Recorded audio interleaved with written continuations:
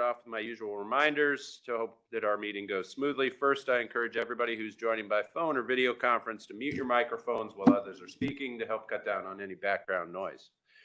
Incidentally, I thought we did very, very well yesterday, so I'm hoping that I don't jinx it.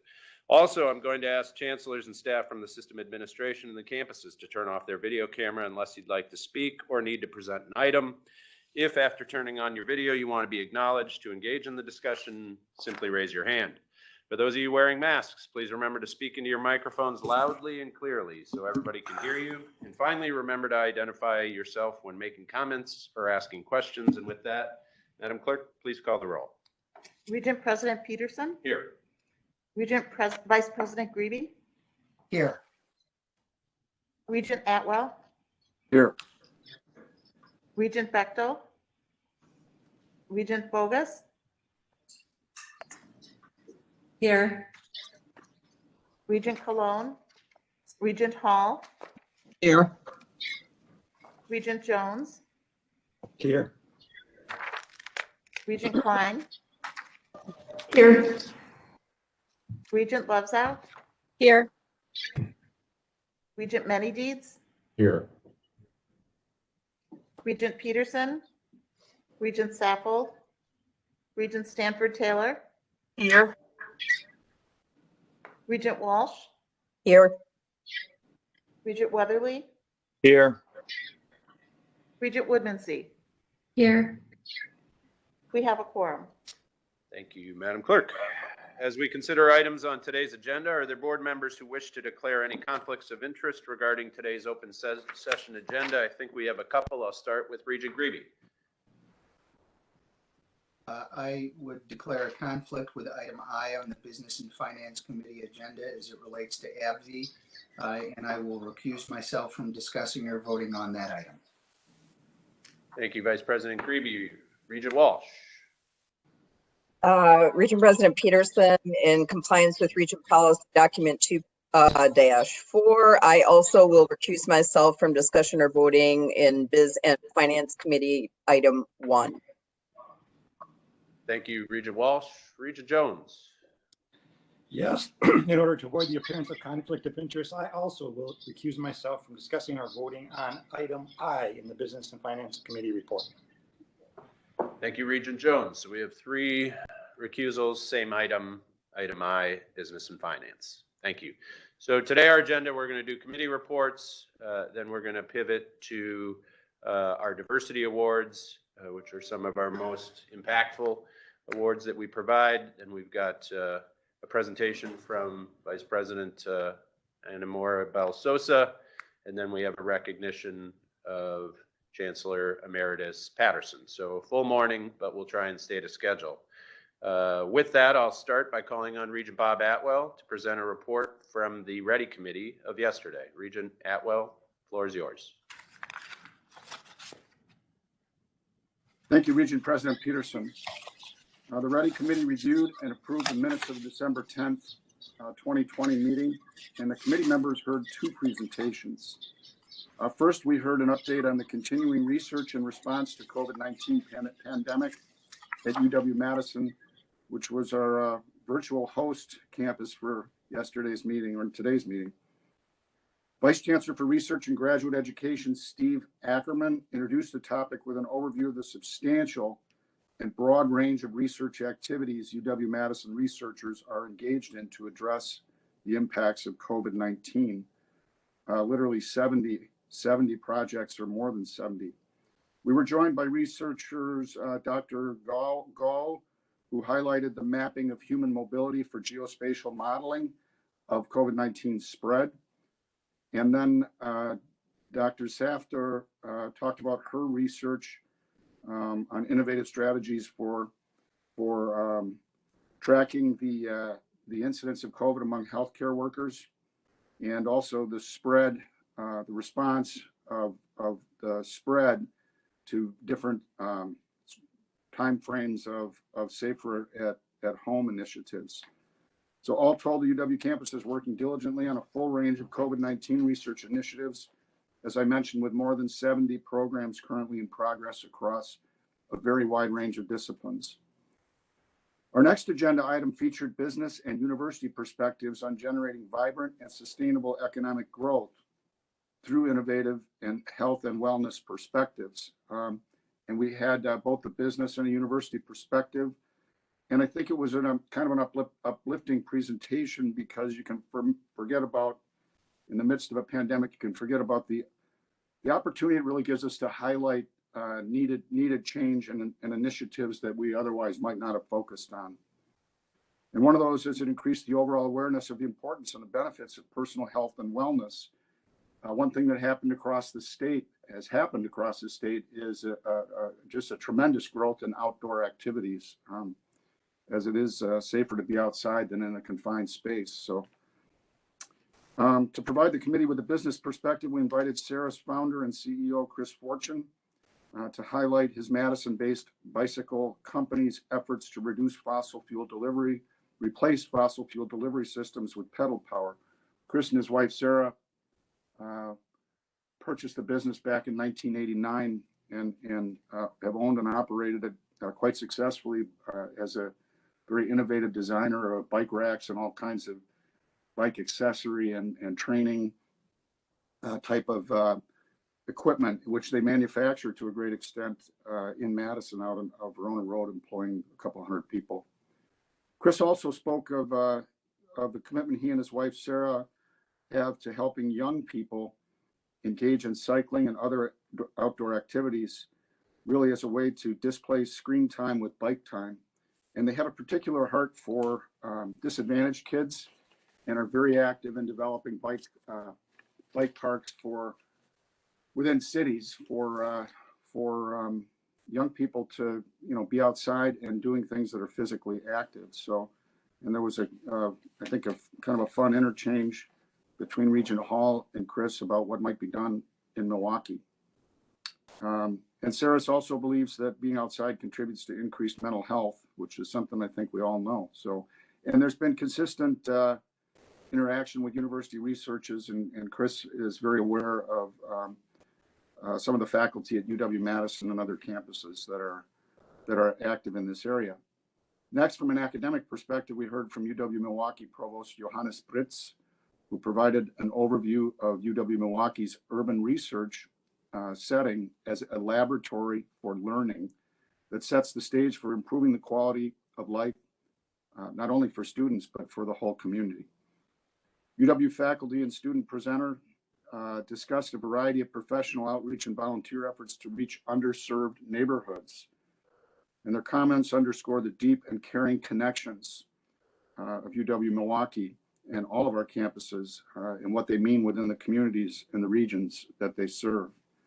Dr. Jean Bell-Calvin, UWM Clinical Assistant Professor and Director of the Nursing Center, was part of the presentation. And then we were joined by Morgan Jensvold, a UWM senior, really talking about her work in helping feed the hungry in the Milwaukee area.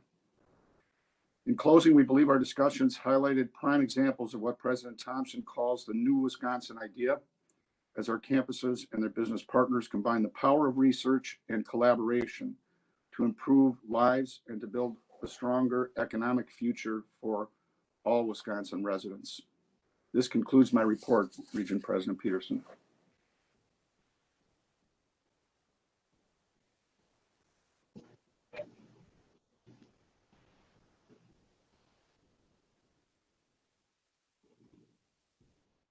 Did I put you guys to sleep, or what's going on? We're all here. Where did he go? The Van Heist video is, I believe.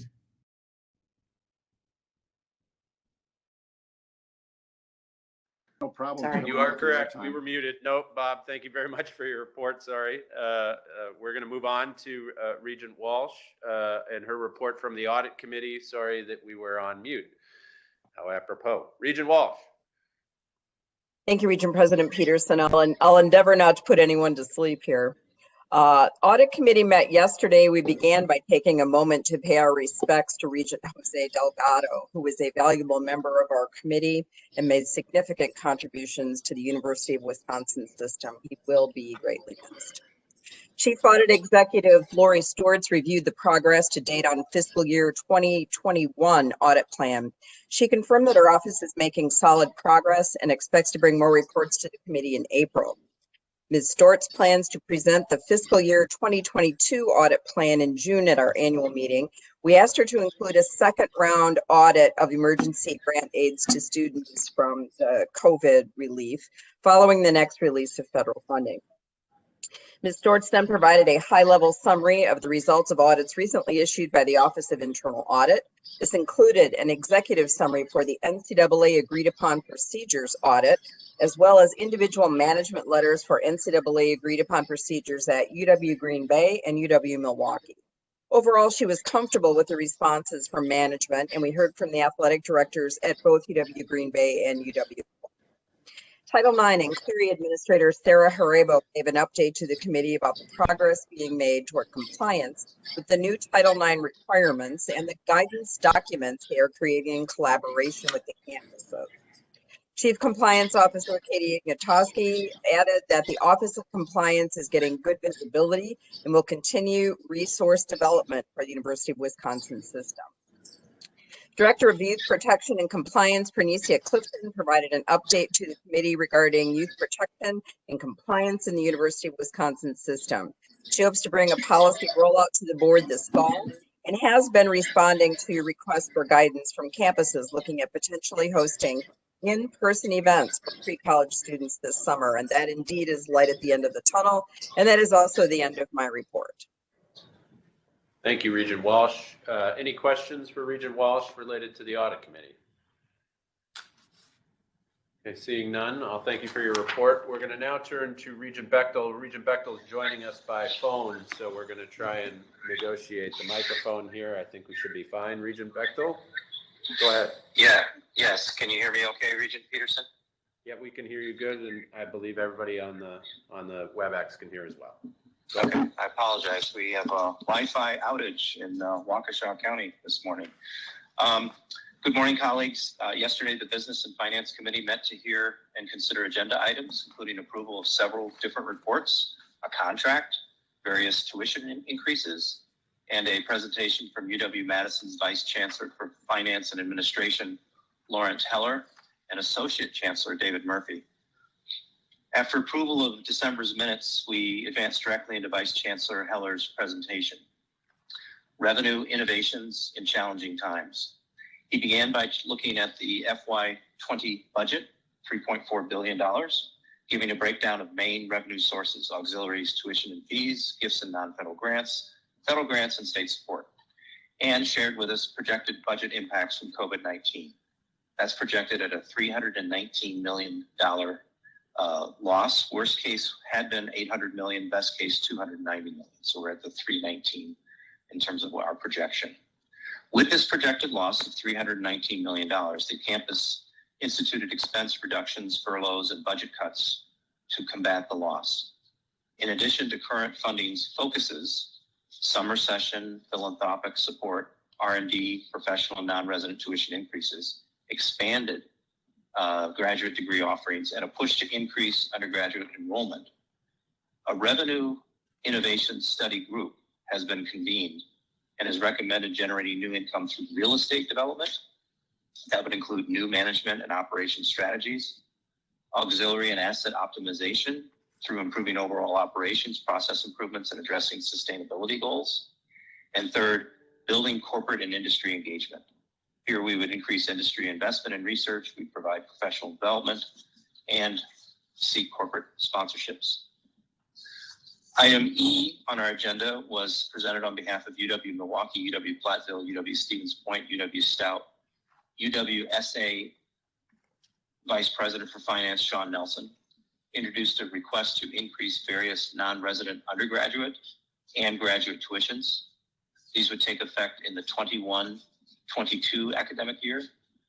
Each UW institution provided market and peer institution analysis to support their proposals. The committee approved in all 4 requests. It's important to note that none of the requests impacts resident undergraduate students. The rates were static over the last 8 years and consistent with recent biennial budgets. No increases will impact those resident undergraduates. The committee approved the request. Item F, next, Vice President Nelson introduced a proposal on behalf of UW-Milwaukee to expand the purposes for which the College of Engineering and Applied Science differential tuition funds may be used. This change allows flexibility in directing funds towards the instructional and support services that will have the most impact for students, and this was approved. Item G, Stephen Hopper, UW Systems Chief Information Officer, provided a really superior overview of the system's semi-annual report and large and vital IT projects. He noted that the overall portfolio has significantly increased from $79 million to $292 million due to the approval of the Administrative Transformation Program, ATP, as we call it, and proceeded to highlight a few of the 18 projects.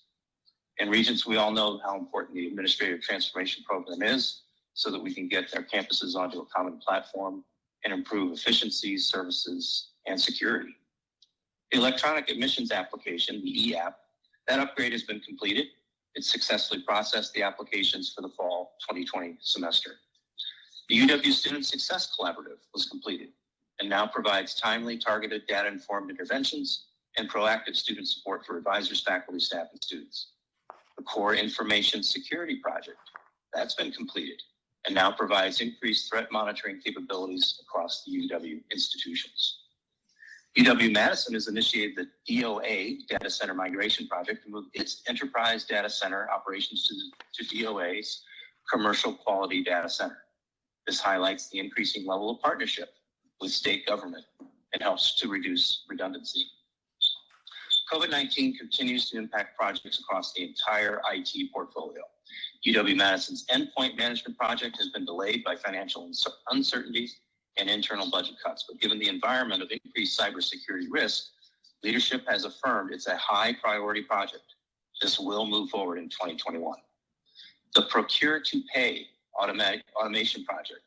This also had some COVID-related delays. These were summarized for senior leadership in an external quality assurance review by Barry Dunn. Senior leadership quickly responded to the concerns. They realigned resources. This serves as a testament to the external quality assurance process to identify, alleviate, and correct issues before they become catastrophic.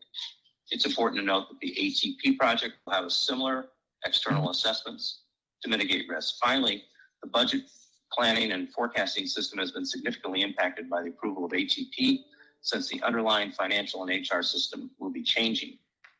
Based on this shift in fundamental assumptions, the project team will use the next 6 months to evaluate the impact and determine next steps. Item H was another IT related issue. Mr. Hopper continued and discussed the UW system strategic plans for major IT projects.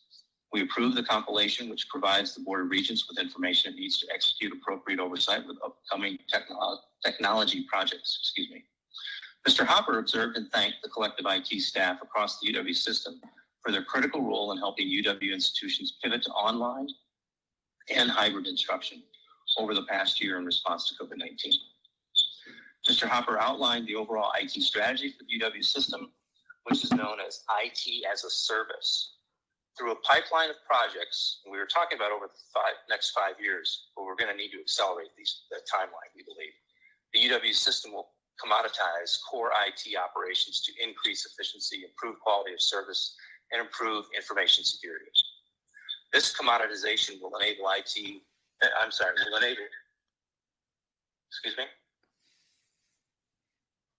This commoditization will enable institution IT staff to focus on the mission differentiating activities instead of duplicating core IT operations across institutions. This pipeline begins with 5 projects to consolidate key services and establish common platforms to enable cross-institutional service delivery, and will continue to expand and mature thereafter.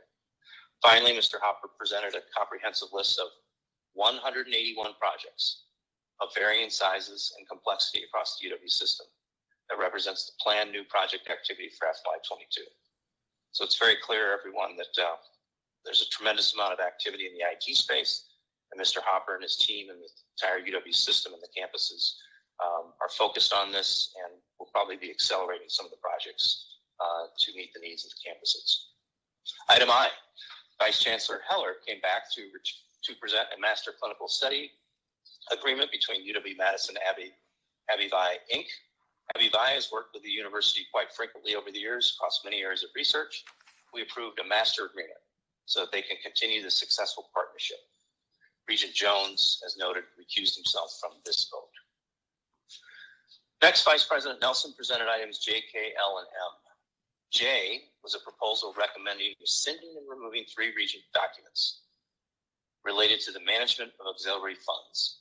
These policies will now be replaced by a single policy called Internal Management Flexibility of Auxiliary Funds. This policy provides institutions with more flexibility in the use of auxiliary funds. They'll still be subject to approval by the UW system president as opposed to the board to help support their missions. So we think there's some efficiencies gained by this while there's still oversight and a report would come to the board. Committee approved the request. Item K, the semi-annual budget to actuals report provides an update on the UW system budget for fiscal year FY20 and FY21, comparing said budget to actuals for the period July 1, 2020 through December 31, 2020. Some of the key takeaways include an overall decline in expenses at the midpoint in the fiscal year, reduced operational expenses, refinanced debt, and lower salary costs. On the revenue side, the federal support from the COVID CARES funding has mitigated more dramatic loss in revenue, though auxiliaries and general operations are down sharply at this point because, for example, lower residence hall and dining capacity, not surprising given COVID. As we move forward, the prospect of additional federal support, coupled with vigilance of the respective campuses and monitoring expenses, leaves the overall UW system budget on track to remain relatively stable for the balance of FY21. Item L gave us a 6-month update on gifts, grants, and contracts for the period July 1, 2020 through December 31, 2020. Totaling approximately $984.4 million, 981.4. Gifts, grants, and contracts increased 10.9% from the same period last year. Federal awards increased by 19%, about $105 million, while non-federal awards decreased by 7.2%, $8.6 million. Again, it's important to note that federal support through the COVID CARES Act funding was a significant factor in the overall increase. Vice President Nelson next updated us on COVID-19 related financial impacts, discussing revenue losses and COVID related expenses, as well as detailing the efforts of the campuses to reduce costs and the federal funding support from the CARES Act for the UW institutions. To date, including the CARES supplemental bill signed at the end of December, the UW system has received approximately $300 million in federal funding, $300 million, to help mitigate losses as well as support both testing and direct financial aid to students. Even with this federal support, UW institutions have a collective net loss of $317.7 million through the end of December 2020. We then wrapped up the meeting with a few reports. Interim Vice President for Administration Langdon reviewed a recent reorganization that consolidated all procurement and human resource functions in the Office of Shared Services. In conclusion, on behalf of the Business and Finance Committee, I would now move for approval for agenda items C, E, F, G, H, and J. I would like to move item 1 for consideration separately in consideration of Regent Jones. Very good. We've got a motion on the table for those first several items. I'll seek a second. Regent Hall, second. Thank you, Regent Hall. Any discussion on those items from the board? Okay, seeing none, I'll call the question. All those in favor signify by saying aye. Aye. Aye. Opposed, same sign. And now, Regent Bechtel, we'll have just a quick reminder on item I. We have recusals for Vice President Greeby as well as Regents Jones and Walsh. And with that, would you move that item? Yes, thank you, sir. Item I was the approval of that master contract with Avivi. So we've got a motion for item I. May I have a second? Regent Atwell. Regent Atwell with a second, thank you. Any discussion on the AbbVie item? Seeing none, all those in favor signify by saying aye. Aye. Aye. Opposed, same sign. Very good. That concludes our report. Thank you, Regent Peterson. Thank you, Regent Bechtel. At this time, I'll pivot to Regent Klein, who will provide an update on the Education Committee's work of yesterday. Regent Klein. Thank you, Regent President Peterson. My report today will begin by highlighting the 3 presentations which were provided to the Education Committee. First, we received an update on the Freshwater Collaborative of Wisconsin from Executive Director Dr. Marissa Jablonski. And we heard much about their curriculum development and also work to secure internships as well as grants for the operation of the collaborative. We talked also about how to enhance the collaborative's effectiveness through relationships with Wisconsin businesses that might lead to job opportunities for our students. Next, we rekindled our pre-COVID tradition of receiving a presentation from our host campus. Thus, we heard from UW-Madison Provost Carl Schultz and engineering professor Kasim Fawaz. They helped the committee members understand how undergraduate students have continued to learn during the COVID pandemic, even in lab-based engineering courses, maybe most importantly in lab-based engineering courses. We prompted the provost and the professor and actually all the provosts to be very intentional about the virtual learning advancements that the campuses are seeing through the COVID pandemic, so that some of those good practices can be captured once we all end up back on campus. Finally, Vice President Maribel Sosa provided a report to the Education Committee. The Vice President first provided an update on the ongoing efforts of the Office of Academic and Student Affairs to continue advancing student success through the UW System Reverse Transfer Implementation Plan. The Vice President also introduced us to the UW System Teacher Workforce Initiative in advance of the presentation we're going to hear this morning to the full board. Finally, the business of the committee included approval of extending the temporary suspension of ACT, SAT admission requirements for freshman applicants pursuant to Regent Policy 7-3, UW System Freshman Admissions Policy. The committee also approved 5 new academic degrees. They include the following: Bachelor of Science in Community Health Education at UW Green Bay, a Master of Science in Environmental Remediation and Management at UW-Madison, a Doctor of Philosophy, PhD in Information at UW-Madison, a Doctor of Education in Montessori Studies at UW-River Falls, and a Bachelor of Arts and a Bachelor of Science in Legal Studies at UW-Whitewater. A note for the board, most of these degree programs involve reconfiguring existing resources and redeploying FTEs, very few additional FTEs associated with these degree programs. Regent Peterson, that concludes our report. I will move adoption by the board of Resolution C 1 through 6 and Resolution D. If I could have a second, please. Second. Mike Jones. Thank you, Regent Jones. I'll give that one to you. Discussion related to the Education Committee's items of yesterday. Okay, hearing none. All those in favor signify by saying aye.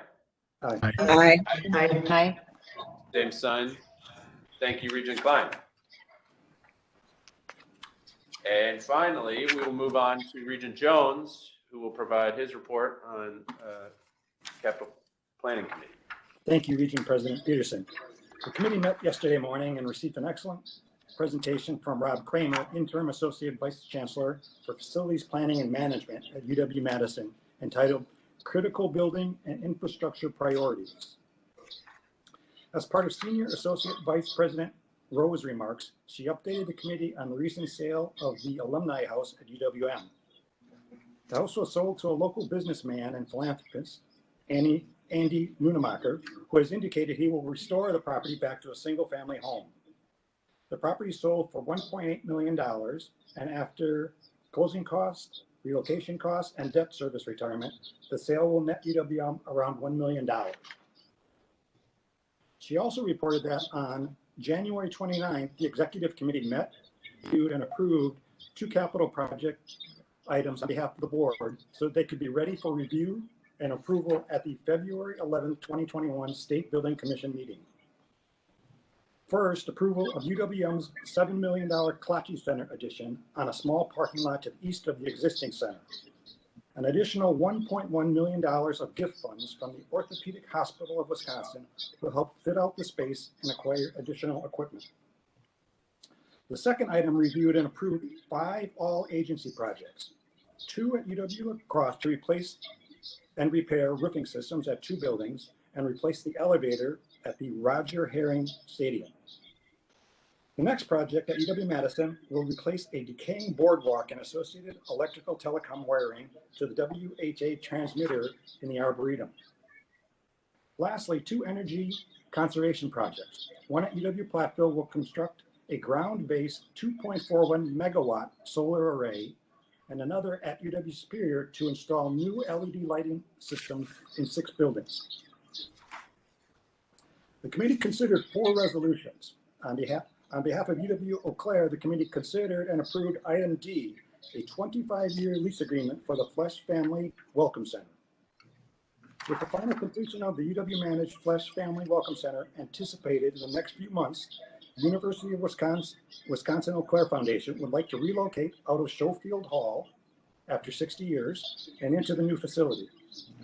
The foundation raised and donated $5.5 million toward the construction of the new facility. On behalf of the UW system, the committee approved item E to construct 2 2019-21 classroom renovation instructional technology improvement program projects. At UW-Oshkosh, there are 2 separate classroom projects. One, to renovate the music department practice rooms to provide better sound isolation between rooms and reduce excessive noise levels. And the second will renovate space in Swart Hall to provide additional classroom and lab space for the anthropology program. The second request remodels rehearsal and various classroom spaces in the Haas Fine Arts Music Laboratory at UW-Eau Claire to improve sound isolation and acoustics. Improvements include installation of new audiovisual infrastructure and equipment and replacement of the existing HVAC system. The committee discussed and approved item F on behalf of the UW system to construct 2 minor facility renewal projects. The first project replaces the fire alarm and smoke detection systems in 8 buildings at the UW-Madison campus. Those systems are more than 20 years old, obsolete, and will be replaced by new systems to meet the latest ADA requirements while providing enhanced occupant life safety. The second project replaces 1960s era buried high pressure steam pipes, pump condensate returns, and compressed air utilities between 2 steam pits and replaces 4 other steam pits along the Dayton and West Johnson Street corridor. And last, item G, considered by the committee on behalf of UW-Madison to complete the design and to construct the UW-managed Engineering Hall sprinkler piping and gas distribution piping phase 1 project. The project is phase 1 of a multi-phase project to design and construct a fire suppression system and gas distribution piping system in Engineering Hall. In closing, I'd like to move items D, E, F, and G. Regent Jones, we have a motion on the floor. May I have a second? Second. Second, Regent Klein. Questions from board members related to the Capital Planning and Budget Committee? Again, seeing none, I'll call the question. All those in favor signify by saying aye. Aye. Aye. Aye. Same sign. Thank you, Regent Jones. And thank you to all chairs for your leadership in the committees of yesterday. That completes our committee reports. Regent Now Peterson, Yes. I will be exiting now. So thank you very much. We'll see you guys one of these months. See ya. Okay. Thank you. Okay, it is now time for one of our most enjoyable responsibilities as a board, and that is the presentation of Regent Awards. Today, we present the 13th Annual Regent Diversity Awards, where we will recognize outstanding faculty and staff members from our campuses. We honor these individuals and programs for the support and opportunities they offer our students. To lead us in the awards presentation, I'll turn the floor over to the chair of the Awards Selection Committee, Regent Olivia Woodmansee. Thank you, President Peterson. I want to begin by just thanking everyone for being here. I am so incredibly honored and grateful to be able to present this award and to present what I believe is the first award at a virtual level for the board. So fingers crossed that everything goes well. Stay with us if we experience technical difficulties. So joining us today are our award recipients, their families, friends, and colleagues. I just want to take a moment to welcome everyone on our virtual space and thank you for being here. This is the 13th year that the Board of Regents has presented its Diversity Awards, which are meant to recognize the outstanding contributions to diversity and inclusion by people and programs at our UW universities. These are ideals that the UW system has promoted for decades, but we can always continue to improve on the work that we do in this area. Today's awards are part of a special family of awards that we as Regents sponsor. They also include the Regents Teaching Excellence Awards and the Regents Academic Staff Excellence Awards, which recognize exceptional service. The Regents Diversity Awards program, which we present here this morning, was established through a board directive calling for the formal recognition of individuals, teams, or units within the UW system who have successfully fostered greater access and success for historically underrepresented populations. At this time, I would like to take a moment to recognize my incredible committee members and Regent colleagues who served on the selection committee with me. That includes Regent Amy Bogus, Regent Hector Colon, and Regent Bob Atwell. I appreciate the work of those who have supported the committee, including staff in the Office of Academic and Student Affairs and Jennifer Moore in the Office of Public Affairs and Communications. I also want to thank the nominees for their important contributions and for taking the time to submit materials. Before we present this year's awards winners, I would like to take a moment to acknowledge other nominees by reading their names and institutions. Our individual nominees included Kelly Strickland from UW Green Bay, Dr. Charles Martin Stanley from UW-La Crosse, Elizabeth Evans from UW-Madison, Dr. Donald F. Holmes from UW-Oshkosh, Giovanna Gutierrez from UW-Parkside, Lystra Yates from UW-Stout, and Dr. Kenny E. Yarbrough from UW-Whitewater. Program nominees included UW-Milwaukee's Department of African and American Diaspora, UW-Platteville's Office of Campus Climate, UW River Falls Social Justice Action Committee, UW-Stevens Point Center for Inclusive Teaching and Learning, UW-Stout's Student Association Equity, Diversity, and Inclusion Council, and UW-Whitewater's Stolen Sisters exhibition. Can we just take a moment to appreciate all of these nominees with a round of applause?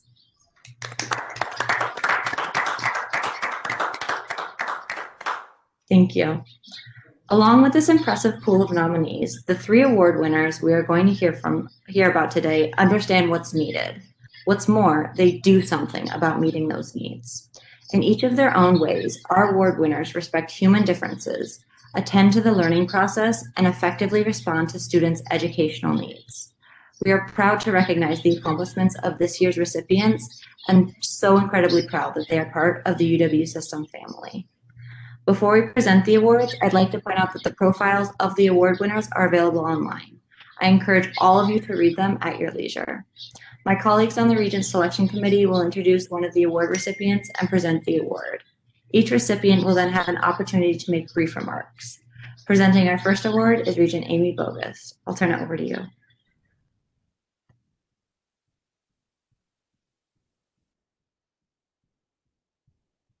Regent Bogus, I'm having trouble hearing you. Good evening. It is my privilege to present the first award. Okay. Let's see, what can I do here? I can hear you now. Can everyone hear her? Can you? I can hear me. Okay. Okay. Let me know if I can turn my camera off and then I'm privileged to present the first diversity award in individual category, Dr. Selika Ducksworth-Lawton, Professor of History at UW-Eau Claire. Dr. Ducksworth-Lawton has played a pivotal role at UW-Eau Claire in producing positive change in equity and diversity. She created and teaches courses on African American history, the Civil Rights Movement, and Black masculinity. She served as one of UW-Eau Claire's first EDI fellows, EDI standing for Equity, Diversity, and Inclusion. As an EDI fellow, Dr. Ducksworth-Lawton worked on the university's 2016 EDI implementation plan to be more attuned to EDI issues. She also created a mentoring program for underrepresented students, which became part of the Blue Gold Beginnings pre-college initiative. She advised Black student organizations and recently helped guide and lead student responses to incidents on campus, in the community, and across the country. Beyond, she works with local government and organizations participating in regional and national conversations about race and social justice and its effects. She co-hosts a weekly radio show and podcast, Conversations of Color, which features community conversations around race and how to create an inclusive community. UW-Eau Claire Chancellor James Schmidt describes Dr. Ducksworth-Lawton as respected and tireless advocate for equity, diversity, and inclusion on and off campus. In addition, he observes she is so well known in the community that she is referred by her first name alone. On that note, it is my pleasure to present our first Regents Diversity Award to Dr. Selika Ducksworth-Lawton. Dr. Ducksworth-Lawton, thank you so much.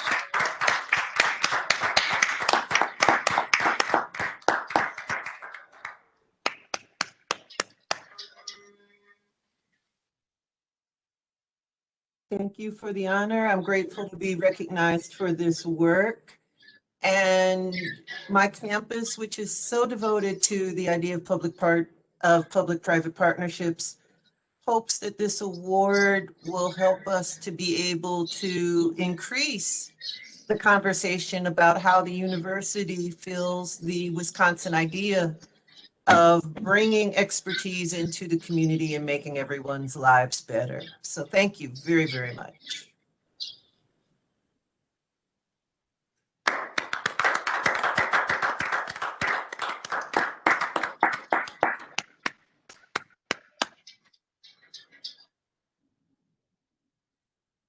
Perfect. And now I believe Regent Bogos will present our second award.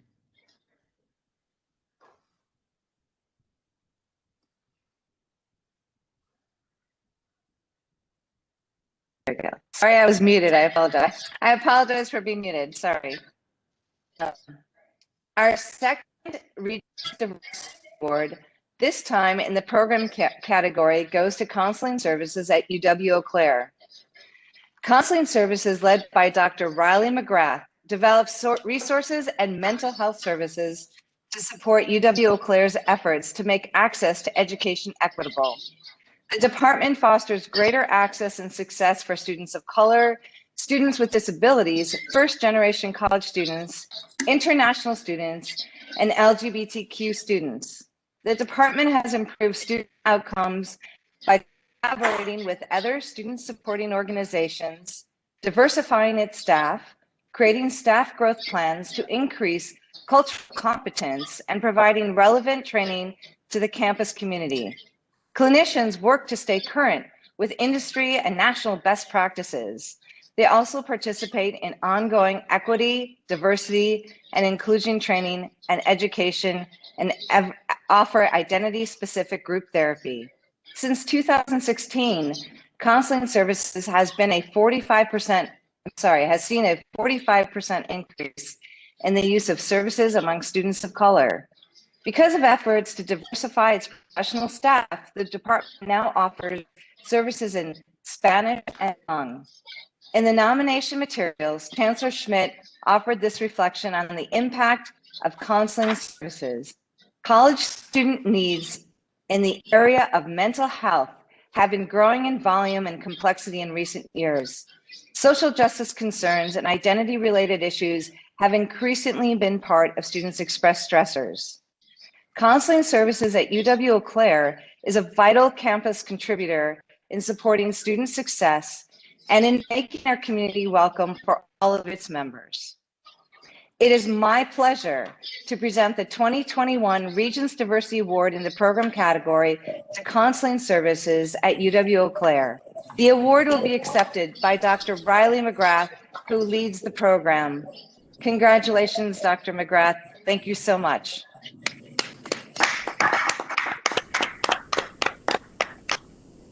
Great. Thank you so much. We're so appreciative of this honor. Being put in the same category as Dr. Ducksworth-Lawton is really an honor for us. We've, as a department, benefited from a lot of the stuff that she's done for the community and for the university. Specifically, last year we were able to participate in How to Be an Anti-Racist book club that she put on. So certainly an honor to be given this award, but also to be put in a category that she's in. There's so many people to thank for this. It's great as a team. I'm very proud of what we've done and the outcomes that we've seen. When I started in my position in 2017, one of the first meetings I had was with the Vice Chancellor of Equity, Diversity, Inclusion at the time, Dr. Tamara Johnson. And people that know her know that she's a very blunt person. And she sat down with me and told me that the perception on campus from students of color of counseling services is not good. She said that they don't see you as a place to go when they're in distress, which was hard to hear, but was also, I took it as a challenge. Like, okay, this is something that we need to change. We need to work on this. One of the first things I did after that meeting was naming an equity, diversity, and inclusion coordinator within our department. And I want to make sure we give lots of thanks to Ashley Walton-Beal, who's been in that role for the last few years. She's done a great job of helping our department connect with other offices, seeking feedback from students, underrepresented students, making sure we're doing our own internal work related to diversity and inclusion. And she really challenges the staff to push ourselves and to make changes. She's helped us amplify our equity and diversity work in so many different ways. I also want to make sure I thank everyone on the team, because this truly is a team award, and I'm so proud of all the efforts that each person in my office has put forward. So I just want to name them quickly: Stephanie Benish, Wendy Brusso Anderson, Paula Sierra, Ashley Gallup, Dr. Stacy Jackson, Jerry Krause, Katrina Mann, Michaela Tesling, Ashley Walton-Beal, Roberta West, Victoria Weiser, Dr. Melissa Will, and Cindy Yang. Without the motivation of this team, there's no way we would have been honored in this way. So everyone has really taken this challenge and reached out to students in various ways. Some of the things I'm most proud of is the development of a student of color group, the coordination with the Office of Multicultural Affairs, and partnering in some events, being invited to their events to connect with students. I'm also appreciative of that office for writing a letter in support of our nomination for the award. I also want to thank Dr. Warren Anderson for his letter of support for this award. The main person, there's so many people to thank, and I don't want to forget anyone, but the main thank you I want is to go out to the students of color that trusted us and were willing to trust us with their mental health care. So it's really hard for students to reach out and ask for help at times, especially students of color. The fact that they've embraced our office over the last few years is something that I'm really proud of, and I want to thank them for that. And thanks for the Board of Regents as well. Thank you so much.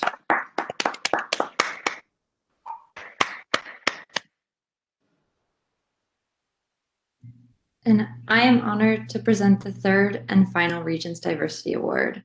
This one is also for the program category, and it goes to the Wisconsin Louis Stokes Alliance for Minority Participation, known as WiscAMP, led by UW-Madison.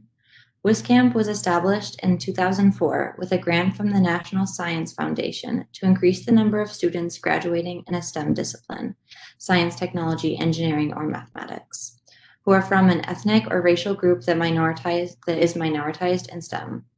Led by Dr. Gail Coover as its executive director, WiscAMP contributes to the successful recruitment, retention, and academic success and career paths of hundreds of students, sustaining connections across all 13 UW system campuses, Wisconsin's private colleges, and Madison College, one of the state's technical colleges. Over the past decade, more than 90 Wisconsin small grants and subawards have supported initiatives at every Alliance institution, with more than 90% of resources going towards students. The 5-year growth rate in an underrepresented minority STEM degrees average across participating institutions between 2014 and 2018 was 86%, compared to 46% between 2009 and 2013. This translates into an average of 200 more underrepresented minority students graduating with STEM baccalaureate degrees each year between 2013 and 2018, compared to the previous 5 years. In the nomination materials, Chancellor Becky Blank recommended the program for its longevity, sustained federal funding, and success in graduating students, mainly racial and ethnic groups.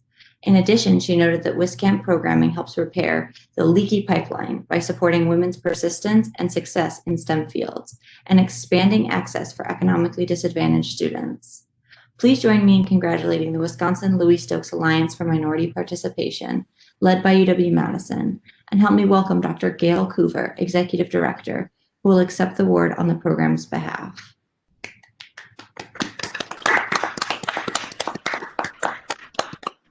Welcome, Dr. Cooper.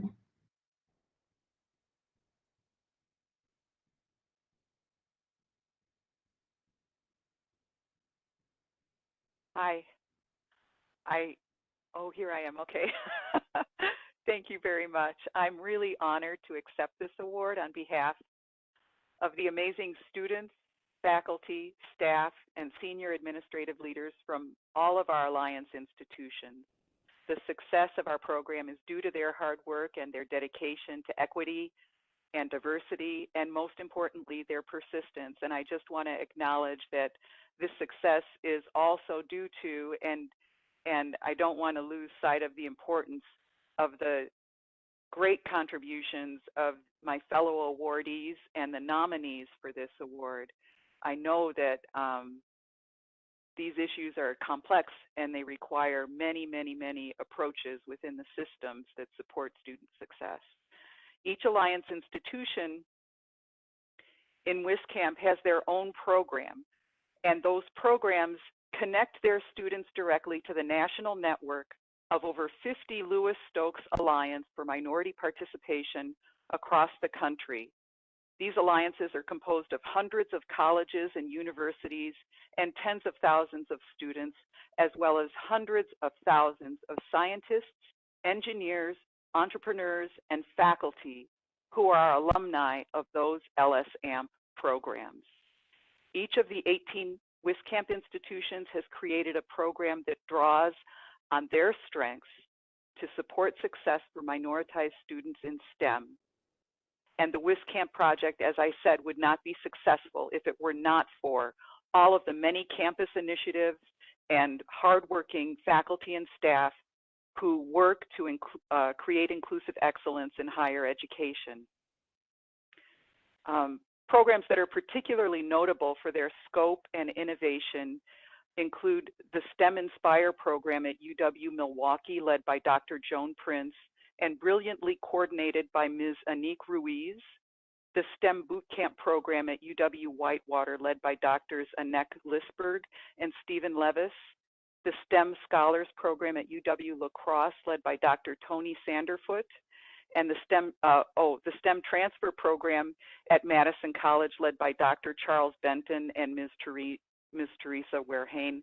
And then finally, the Peer Mentoring and Leadership program, which was established at Alverno College by Dr. Angela Fry. Each of these programs in our alliance have had phenomenal success, both in terms of student achievement and program funding development, because they were designed to support student persistence and change conditions that create inequity in STEM learning experiences. Our program has been generously supported by the UW-Madison campus and the UW system, and those resources have allowed us to support more students and programming than we could have otherwise. And I also want to thank the UW System Women in Science program, led by Jennifer Shuttlefield Christus, for being at UW-Oshkosh, for being such a supportive partner in our shared work to advance diversity in STEM. The Women in Science workshops and conferences have been instrumental in disseminating inclusive teaching practices and developing a community of faculty who support each other in their efforts to see diversity and excellence thrive across all STEM disciplines in the UW system. And finally, I am deeply grateful for the support and guidance of my co-principal investigators, Drs. Molly Carnes, Marcus Brower, and Douglas Henderson, and then the many people who have guided and advised our projects since the beginning. So on behalf of all of these individuals, thank you very much.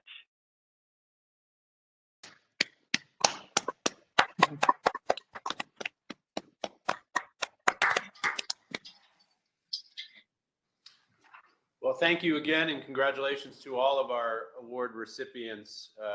You are doing remarkable work to have influence on all of our students and all of our campuses, and you're just a demonstration of what's best about the UW system. So for that, certainly on behalf of the entire board, we extend our congratulations. And I would also extend my congratulations to Chair Woodmansee for running this process, as well as Regents Bogost and Cologne and Atwell. These are what's best about the UW system, and I'm glad that we always take appropriate time to make these recognitions. Next, we're going to turn our attention to the UW System Teacher Workforce Initiative. You'll recall that late last August, when the UW System's proposed biennial budget request was presented, it included a number of key initiatives. One of those initiatives called for growing the number of teachers in Wisconsin. This morning's presentation will expand on this and will provide some more details. Before we get started, I'm going to turn it over to President Thompson. Thank you very much, Mr. President. It's really my privilege to introduce this, coming from a son of two parents that were educators in the state of Wisconsin. Education is at the core of what makes Wisconsin such a fantastic state. And we have serious problems in given the number of teachers and the kind of teachers we need to educate our young people. Complicated by COVID, complicated by very little in-person teaching. So this initiative is truly vitally important. We have a shortage of teachers of color in a lot of schools that we really badly need. We have a tremendous shortage of teachers in teaching the STEM courses, especially in rural Wisconsin, where I come from. And we need to do everything we possibly can to excite students to go into education, to become great teachers, which Wisconsin's always had. And that's why we put this initiative in the budget. Now, I'm doing something different this year, and I hope that it works. We put it in the budget. We got 10 items, as you know, which is quite aggressive for the university. But I think each one of those items that we put in the budget are vitally needed and makes the University of Wisconsin, once again, the educational ideal of the state and solving problems for the state. But I'm also putting it in as individual items. It's not only the budget has the 10 items, we're going to put in individual items, and I'm going to go to the legislature and try and find bipartisanship as far as legislative leaders and bipartisan sponsors of the legislation. My belief is that if I can get the legislature to introduce, Democrats and Republicans introduce let's say today, that when we're talking about is education. If I can get the educational committee to sponsor that outside of the budget and then still have it in the budget, but also have a separate legislation, I've got two kicks at the cat. I got the opportunity really to develop bipartisanship for the university, but also to get more individuals in the legislature to rally around the university. So not only will we have joint finance committee going over the total budget, we're going to have these individual items in the budget, but also as individual pieces of legislation sponsored and go into the committees. My objective is to develop bipartisanship. It's also to develop an opportunity to tell the university story to more individuals and get more passionate adherence to supporting our legislative packages and to support the university. So this is the reason that I'm so aggressive in introducing items, but also bringing them in front of the board so that you understand what we're trying to accomplish. And so with that, I've asked my very good right arm and individual who everybody loves, contrary to me, and that's Dr. Ani Morabel Sosa, who is going to make a presentation and has been leading this initiative for us, as well as Jeff, who's been leading the legislative initiative. So with that, I turn it over, Mr. President, to Dr. Ani Morabel Sosa. Thank you, President Thompson, and good morning, Ani. Good morning. Thank you, Regent President Peterson, fellow Regents, President Thompson, and colleagues. It's always difficult to follow President Thompson. But as he indicated, I will present to you on one of the 10 key initiatives of the 21-23 biennium request, and that is the focus of one of our principal goals. Next slide, please.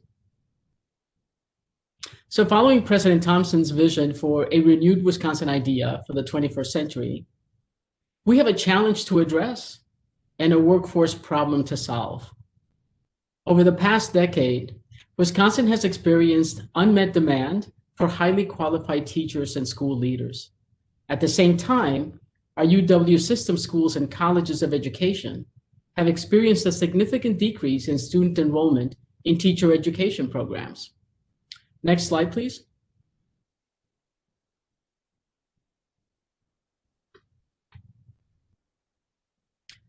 So as possible solutions, we are proposing the following, which were arrived after consulting with the co-chairs of the UW System Task Force for Advancing Teachers and School Leaders for Wisconsin, Drs. Diana Hess and Deb Kerr.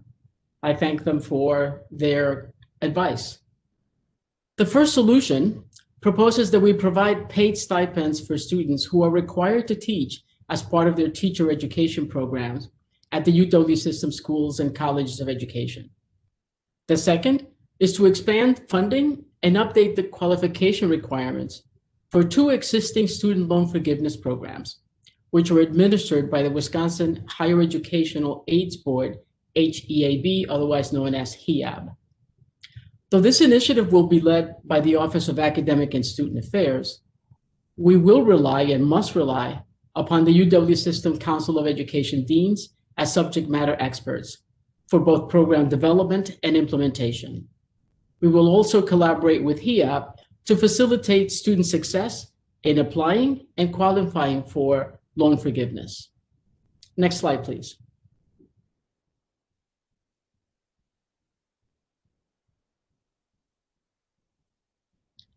So now the question is, why stipends? Student teachers are required to complete a student teaching experience at a school for a full semester. Student teachers are better able to concentrate their full attention on student teaching when they have less financial concerns to address. Thus, they will be compensated for some of the extra required costs related to student teaching, which include transportation to the assigned schools, purchase of professional clothing for classroom instruction, And finally, a stipend could serve as a direct incentive to help students offset the cost of all college tuition. Next slide, please. Thus, we're recommending a $500 per student as teacher stipend. Currently, we have approximately 2,000 students who work as student teachers each year across the UW system. Thus, these stipends would cost about $1 million each for each year of the biennium. Next slide, please.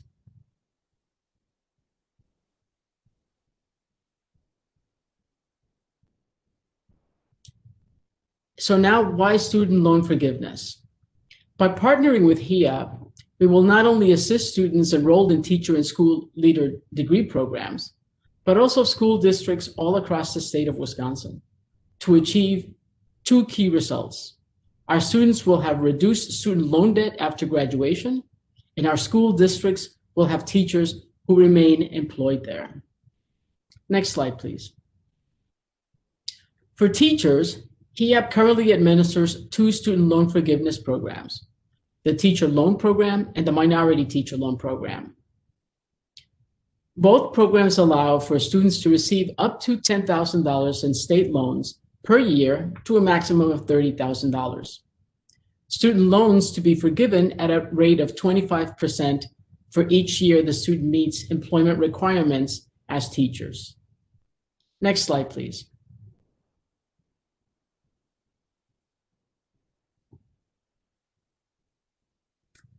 In 2019-2020, HEAP received funding for each of these programs in the following amounts. For the Teacher Loan Program, $272,000, Minority Teacher Loan Program, $259,000, yet they forgave only about $282,000 in student loan debt. Next slide, please.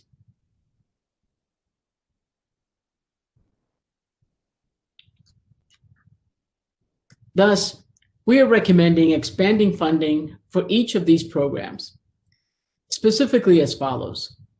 Expanding the funding for HEAP's existing student loan forgiveness programs to $500,000 per year. Prioritizing teachers in high-need subject areas in low-income schools, and dovetailing with our prison education initiative, those teachers who work in juvenile detention facilities or jails. Easing the heavy burden of qualifying for these loan programs so as to attract more student applicants, including school leaders as qualified applicants for these loan programs, thus incentivizing teacher and school leader workforce retention in Wisconsin, especially for rural high-need school districts in high-need subject matter areas. Next slide, please. With this, I want to thank you all for your attention and reiterate our assurance that we will continue to work with the System Council of Education Deans as we seek to advance Wisconsin's teacher and school leaders. The need is great, and we must do what is necessary to support those who teach, support, and develop the talent of Wisconsin's next generation. With that, I welcome any questions that you may have, and thank you for your attention again. Thank you, Vice President Maribel Sosa. Wait for the board to come back online here, and I'll seek questions from board members related to our presentation on teacher training and funding. Regent Walsh, we'll start with you. Thank you, President Peterson. Dr. Maribel Sosa, I'm wondering, beyond debt forgiveness, what are some of the other reasons why we are not having more students enroll and declare in teacher education? Are there broader things that we have some control over or no control over? I wonder if you could address that. Well, let me address one of the areas where we have no control over, and that is the recognition that the public has for the value of a teacher in school and the value of principals in school. That is, of course, aligned with the salaries that we place many of our teachers. As you know, not only in Wisconsin, but nationally, teachers tend to put money out of their own pocket to help support some of the materials that they need or use in preparing the students. This is a critical component. How much we value those individuals that teach our students.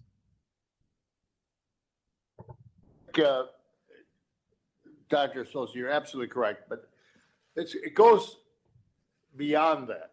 It goes to the fact that there just is not the kind of rewards teaching that there used to be.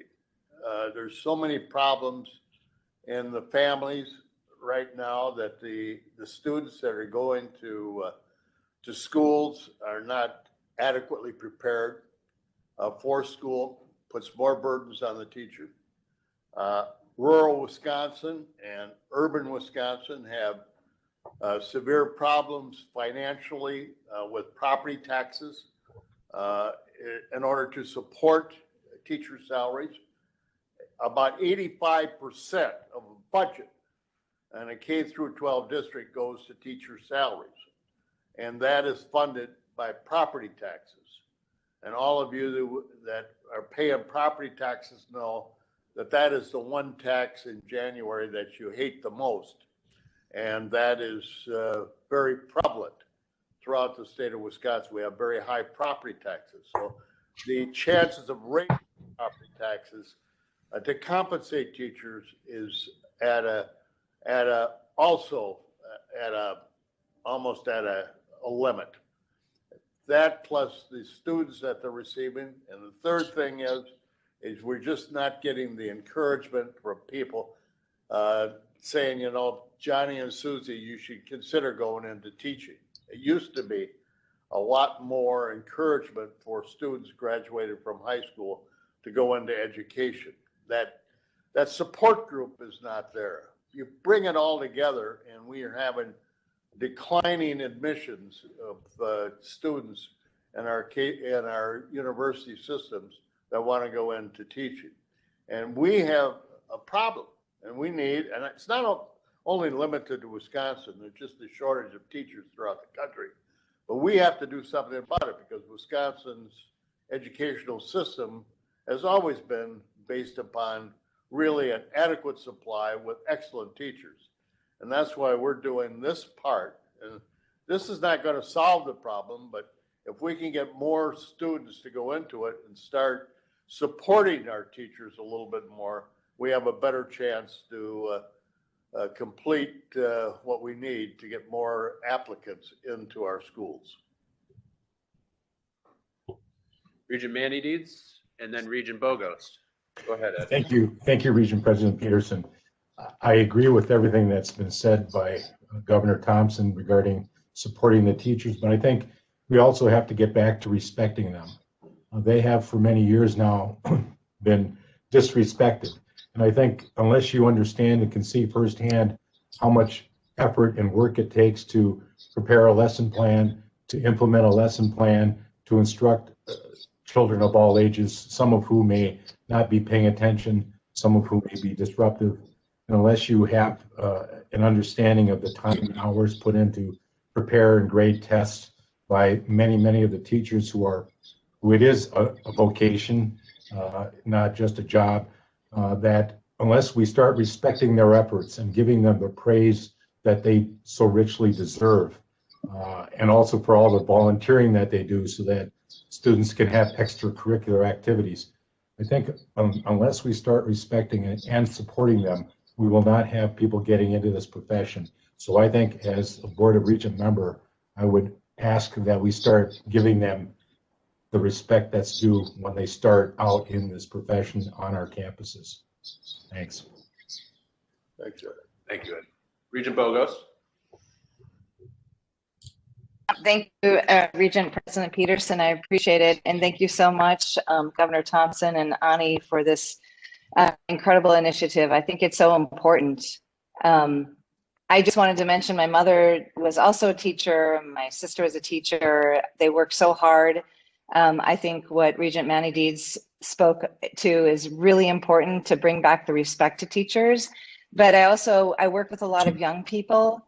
And I think one of the really important aspects of this is that a lot of them, they don't have the respect toward the teachers. And when I talk to them what they want to be, a lot of them are interested in teaching, but there's, missing the value of it. And I think it's important to, it's a big task ahead of us, but I think that's part of this. And also I think it's for these young people, a lot of kids of color, they don't, in the urban areas, there aren't teachers that look like them. And when there are, the difference that it makes is tremendous. And I think that's a huge value to our state to try and bring in more students of color in the teaching area. Also, obviously, the rural areas are really hurting. So I'm very excited for this. And I thank you for working on this. It's extremely important for the young people and the benefit of our state. So thank you. Great comments, Amy. And Ed, I'm going to, I think, recognize Regent Stanford Taylor. Yep. Good morning and thank you. And thanks to all of the other regents who've made comments that support our educators. I agree with many of the comments that have been made. There's a shortage, and part of it is because the profession has been devalued. Now, whether that's through incidents that have happened over the past years or funding or whatever you want to attribute that to. But I think we have to go back to trying to elevate the profession. There has been support because if you look at the number of referendums that have been passed, folks have agreed to tax themselves because they recognize the importance of education. But our educators are, if you look at compensation for them, you look at the challenges that they have, our educators are asked to do more and be more than ever before. And that's because of all of the societal issues that come into the classroom, and everything gets added to their plates. And so this, finding a way to kind of compensate or help to eliminate some of the expenditures that educators have to go through, and loan forgiveness is one of those things that adds value. And I say that as an educator of 41 years. I went through my program, and at the end, I think there was a program that said if you taught a certain percentage of your class were kids with disabilities, or if you taught in a school that had a certain percentage of underserved students, or at the time it was called minority students, you were able to get loan forgiveness. That helped. That was a big help. And so I think we're moving in the right direction, but we've got to figure out how we elevate the profession and attract more people to the profession, and especially people of color. Thanks. Thank you, Regent Stanford Taylor. We'll go to Regent Lebsow and then Regent Klein. Go ahead, Becky. Thank you, Regent President Peterson and Governor Patterson, and also Secretary Stanford Taylor. My daughter and son-in-law are both teachers. They have been in the profession for a while. My aunt is a retired teacher. I have been on our local school board, which is a rural school district, Partyville, for 14 years. I see the challenges that are faced by issues that we've brought up here as a board with salaries and with property taxes and with trying to keep qualified, dedicated people within our program. In our school, we were very fortunate. We do have good community support through referendum, but still it's a challenge to find compensation that is worth the value of what these people really bring to our district. We talk about teaching in person. Now the teachers have had to go to virtual. And a lot of people just really do not realize the amount of effort and hours that it takes to switch to these type of formats. They're also requiring dual credit certification so that they can teach, so we can get more people into our tech colleges and into our colleges. A lot of people just don't realize the effort that a lot of our teaching staff are putting forward and the countless hours that just are not recognized. So I would very much support this endeavor to recognize our teachers and our educators at all levels.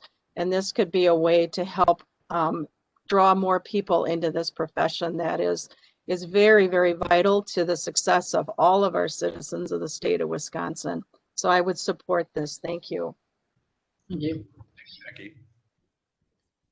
Regent Klein. Thank you, Regent President Peterson.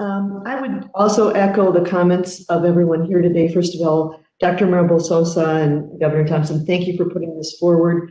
I think we on the Education Committee believe this is a tangible and wonderful outgrowth of a conversation that is ongoing and ought to continue in a multi-dimensional fashion. I think we've been watching and trying to monitor the work of the teacher task force.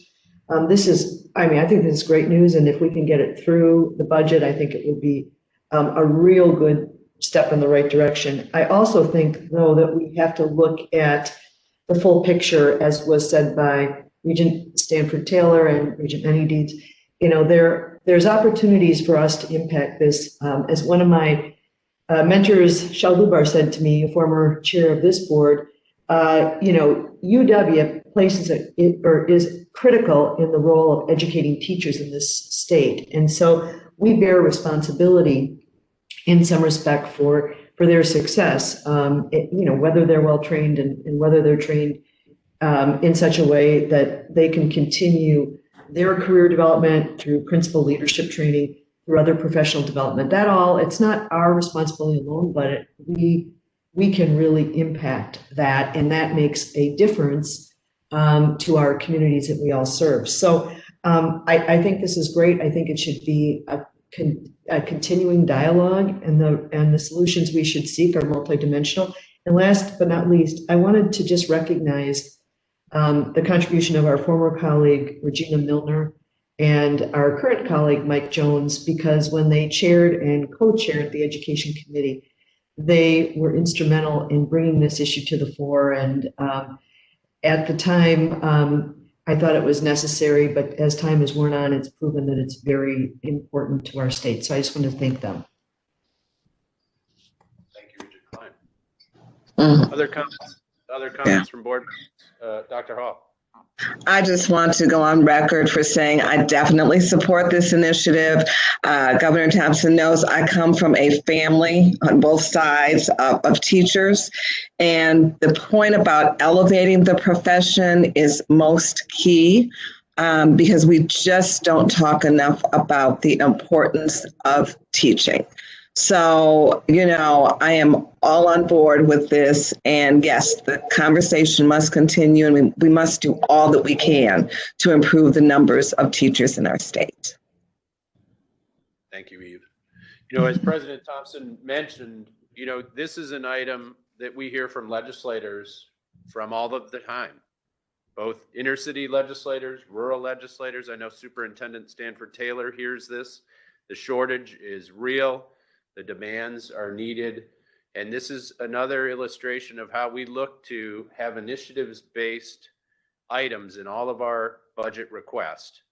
And the view is that we can do it standalone, or we can do it as part of the budget, but we're not intending to spend $1 on something that's not desperately needed in this state.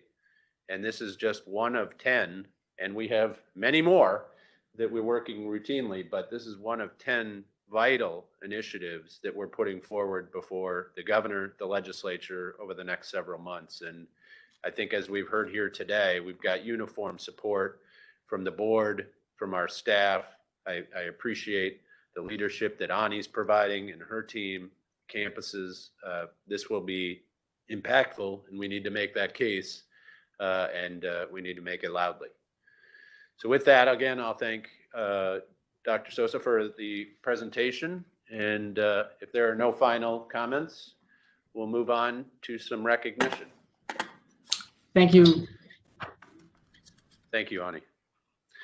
So finally, I'd like to welcome back our friend and colleague, Regent Emeritus Mark Bradley. For those who are newer to the board, Mark was a longtime board member, longtime resident of Wausau, and a longtime Regent liaison with UW Stevens Point. It's somewhat out of character for us to bring a regent back, but I guess you can all plan ahead that this may be a duty that's called upon you in the future. But Regent Bradley had such a strong relationship with Chancellor Patterson that Bernie asked if he could do it. And I thought, and we thought, what a great recognition and tribute. And so with that, I'll turn it over to Regent Emeritus Mark Bradley for some comments this morning. Good morning, Mark. Good morning, President Peterson. Thank you very much. Good morning, President Thompson. It's nice to see both of you again. I would also like to say good morning to my former colleagues on the board, Regent Grebe, Regent Klein, Regent Hall, and Regent Manydeeds. And greetings to the rest of the board members and also to our dedicated group of chancellors. It's my honor to present the resolution of appreciation to my friend Bernie Patterson. Some people think that our institutions run by themselves somehow and that leadership doesn't matter. But of course, we all know that leadership does matter. And in 2009, when I was president of the board and Kevin Riley was system president, we faced a crisis of leadership at UW-Stevens Point. The then serving chancellor had a vote of no confidence from the students. The faculty and staff morale was low. Deans and department chairs were questioning. Donors were hesitant and community leaders were uncertain of the future of the campus. Now, I observed this as president of the board, but I also observed this as a person who lived in nearby Wausau with many friends who were alumni of UW-Stevens Point and also friends who were concerned members of the foundation board. So I took the unusual step of appointing myself as chair of the Regent Selection Committee. And when Bernie Patterson and other finalists were invited to the campus, I sat in the back of the Dreyfus Center and listened to the question and answer sessions that they had with students and faculty and staff. After seeing Bernie in action, his candor, his self-deprecating humor, his decisiveness, and most of all, his genuine concern for the welfare of students, the committee's decision to offer Bernie the job as chancellor was an easy one. I'll let the resolution speak for itself, but I would like to add a few things on a personal level. As President Peterson suggested, I don't know why, and I don't think Bernie knows why, but we were destined to become very supportive friends along the way. Our involvement with higher education, of course, was our initial introduction. But throughout the years, we found ourselves on committees together. We were on boards outside of higher education together. We had friends in common. We found we could share joys and also sorrows together as only good friends can. And through these experiences, I got to see Bernie, so to speak, with the door shut, where nobody else would hear what he really believed or what he really thought. And to me, the most endearing characteristic about Bernie Patterson is his genuineness. What you see in public is the real Bernie. He's a compassionate person. He's wise. He's a good decision maker. He doesn't take himself too seriously, but he takes the concerns of others seriously. And most of all, he is a man of integrity.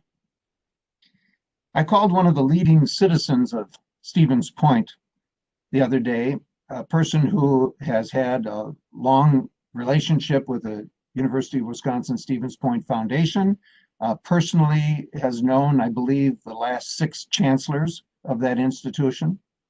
And I asked him to reflect on Bernie's tenure as chancellor. He told me Bernie Patterson was the right person for the right job at the right time. He successfully steered the ship through some very turbulent waters. Of course, that nautical reference is very apt because many of us know that Bernie is the captain. He's also the crew, but he's the captain of a huge yacht that normally anchors in Door County somewhere. So we all wish him warm breezes and smooth seas ahead. And now I'll read the resolution. Whereas Bernie L. Patterson served as the 14th Chancellor of the University of Wisconsin-Stevens Point from 2010 to 2020, advancing the university and its students by helping raise $46 million in private contributions to support 90 new scholarships, 60 new programs, and 6 endowed academic chairs, professorships, and assistantships.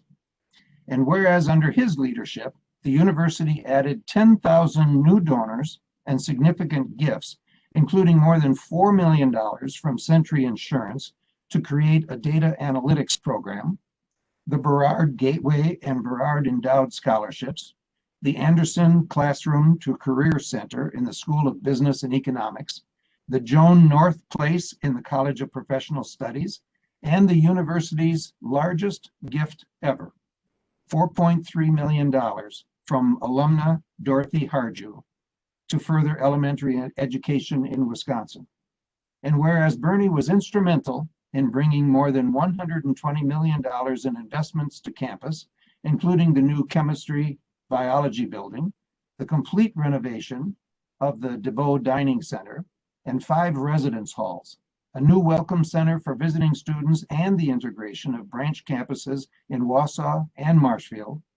And whereas during Bernie's tenure, several master's degrees and 2 doctoral programs were initiated, he built and nurtured partnerships with local businesses and community organizations, many of which provide internships and careers for UW-Stevens Point students, and he helped establish the university's first Office of Sustainability and first Office of Economic and Community Development. And whereas Bernie championed diversity and inclusion through creating a Center for Inclusive Teaching and Learning, expanding the Office of Diversity and College Access, and introducing the Chancellor's Medal for Commitment to Diversity. And whereas Bernie supported reorganizing shared governance into a joint council that represents faculty, academic staff, and university staff, and he was a proponent of strong student government. And whereas his commitment to veterans led him to support creating a student veterans memorial on campus, participate in Veterans Day observances, and including the commissioning of ROTC officers during commencement. And whereas Bernie established a new tradition of students touching a wooden replica of the old main cupola as they enter the university at convocation and as they graduate from the university at commencement, and led UW-Stevens Point with collaboration and respect, supporting an environment for student success. Be it therefore resolved that the Board of Regents of the University of Wisconsin System hereby offers thanks and commendation to Bernie L. Patterson for his many life achievements and for his service as Chancellor of UW-Stevens Point.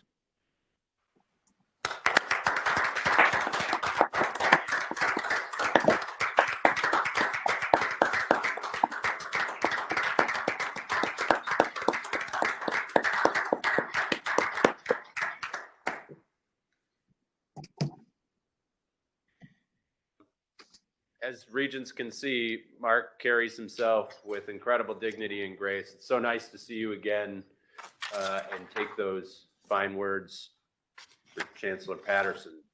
With that, I'm looking for Bernie. Chancellor, have you joined us? I have. Can you hear me? Loud and clear. The floor is yours, sir. Thank you, sir. Well, Mark, thank you again.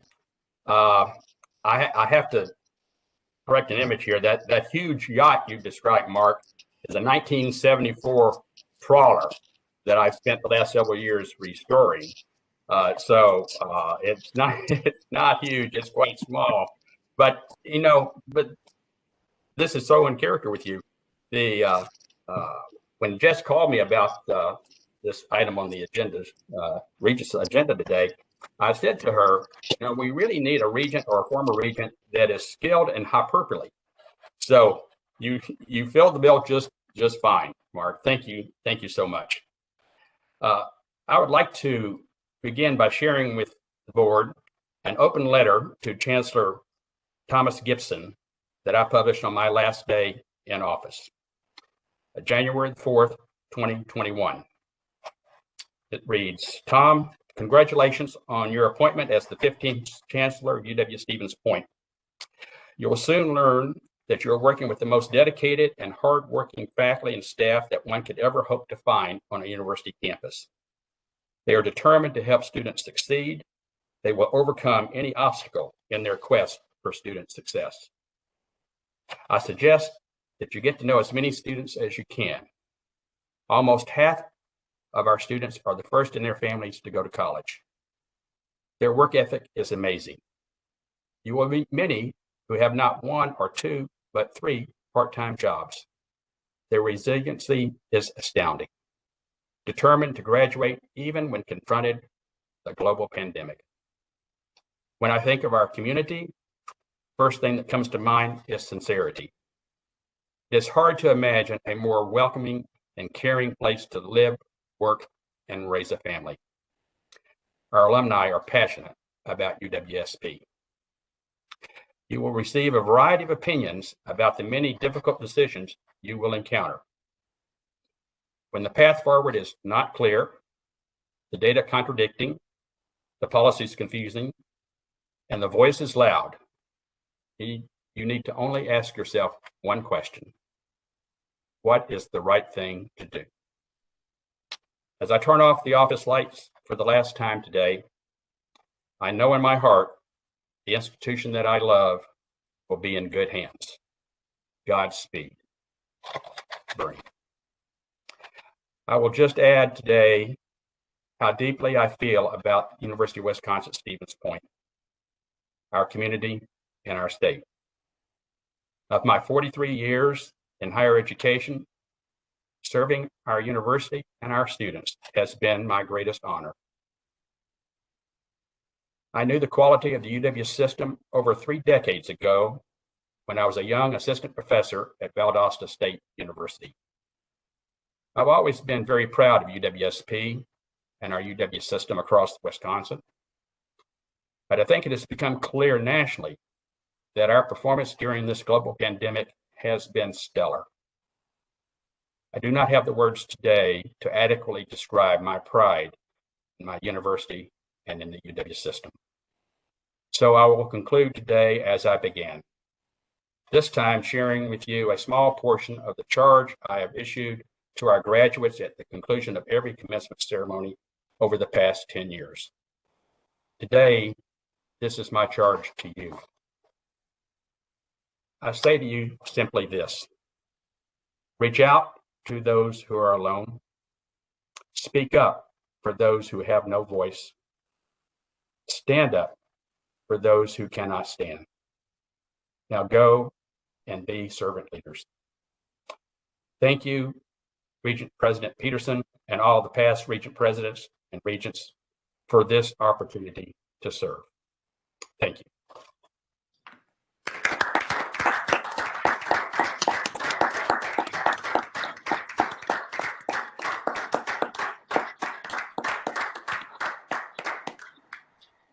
Congratulations again, Bernie.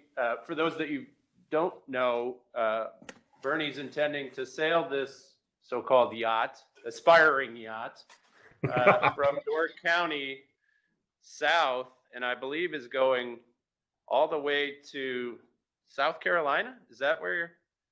All the way around the eastern half of the U.S., down across the Gulf of Mexico, around Florida, and up the East Coast.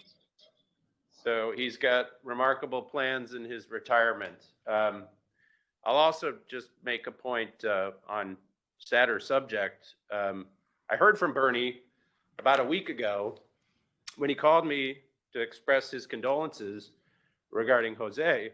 And he said to me, I want you to go back.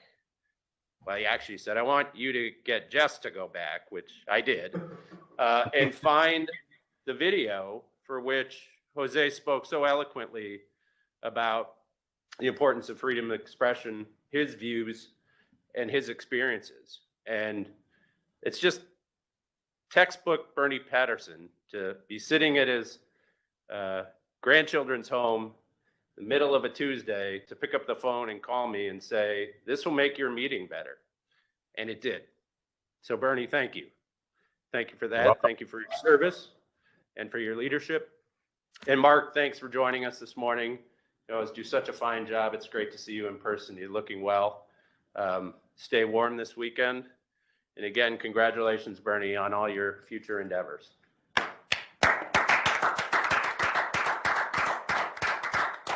Thank you. Okay, before we adjourn, do any regents have any communications, petitions, or memorials to share?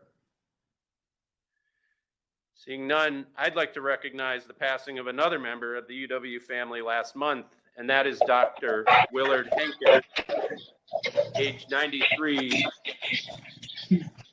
founding dean of UW-Oshkosh Fond du Lac campus. Dr. Henkin was dean at the Wisconsin State University Oshkosh Satellite Campus at Fond du Lac when it opened for its first classes in the fall of 1968, and it was a role he held for more than 20 years. During that time, Dr. Henkin oversaw a healthy increase in enrollment, and in the 1970s, a restructuring within the UW system that reframed the two-year satellite and branch campuses into their own institution, known as the UW Centers. UW-Oshkosh Chancellor Andrew Levitt had this to say about Dr. Henkin, and I quote, "Simply put, he was a visionary, a leader dedicated to people and place. We are grateful to live in a future he helped imagine and realize, and we will not forget his legacy." End of quote. We extend our condolences to his family, friends, and colleagues. And with that, that completes our agenda for today. I'll seek a motion to adjourn. Regent Walsh, so moved. Thank you, Regent Walsh. And a second? Second, Regent Bogus. Thank you, Regent Bogus. All those in favor signify by saying aye. Aye. Aye. Aye. Opposed? We stand adjourned.